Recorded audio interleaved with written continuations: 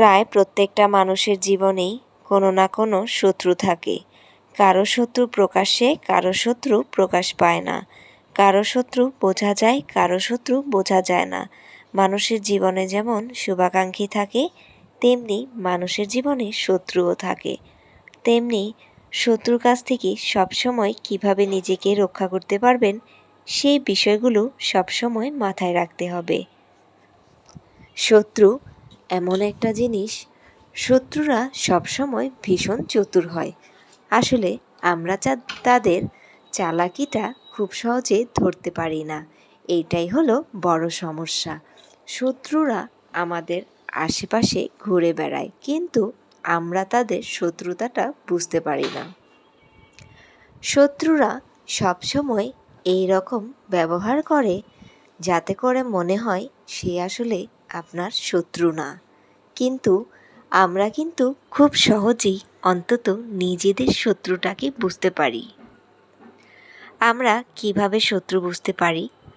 কারা আমাদের ভালো চাইছে বা কারা আমাদের খারাপ চাইছে, বা কারা আমাদের উপর ভালো দেখাচ্ছে, কারা আমাদের মন থেকে ভালোবাসা দেখাচ্ছে, এই সব কিছুই কিন্তু আমাদের মন বুঝতে পারে।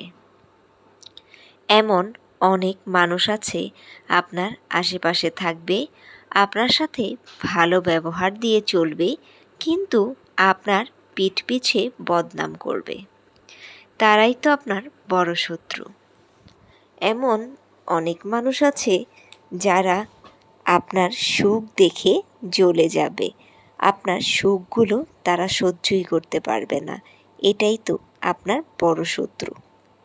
তাই জীবনে শত্রু চেনা বন্ধু চেনার চেয়েও ভীষণ সহজ। কিন্তু শত্রুর সাথে কিভাবে চলতে হয় আমরা অনেকেই বুঝে উঠতে পারি না। শত্রুর সাথে ঠিক সেইভাবেই চলতে হবে যেন শত্রুও না বুঝতে পারে যে আপনি বুঝতে পেরেছেন যে সে আপনার শত্রু। সেইভাবে করেই তার সাথে আপনার চলতে হবে। কখনো শত্রুর ফাঁদে পা দেওয়া যাবে না। শত্রু আপনার সাথে যত খারাপ ব্যবহারই করুক, সেইটা বুদ্ধি দিয়ে আপনার মোকাবেলা করতে হবে। যখন দেখবেন আপনার কোনো কিছুতে তার সমস্যা হচ্ছে, তখন আস্তে আস্তে করে একটু একটু করে তার সাথে দূরত্ব বাড়ানোর চেষ্টা করে দেবেন। দুষ্ট গরুর চেয়ে শূন্য গোয়াল অনেক ভালো। তাই যথাসম্ভব শত্রুর থেকে অনেকটা দূরত্ব বজায় চলুন।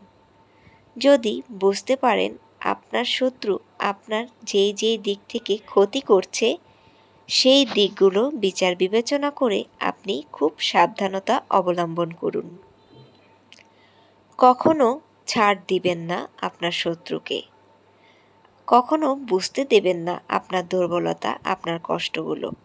সবসময় তার কাছে নিজেকে শক্ত রাখবেন। আপনাকে যদি কোনো কিছু দিয়ে ঘায়েল করে, আপনিও পিছপা হবেন না দুইটা কথা শোনাতে। কখনোই শত্রুর কাছে নত হয়ে থাকবেন না।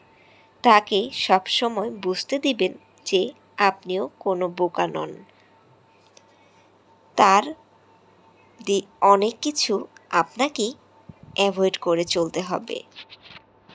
সবসময় যদি শত্রুকে নিয়েই ভাবেন, তাহলে আস্তে আস্তে আপনারও সব কিছু অশান্তি লাগবে। তাই একটু বুদ্ধি খাটিয়ে শত্রুকে মোকাবেলা করে চলুন।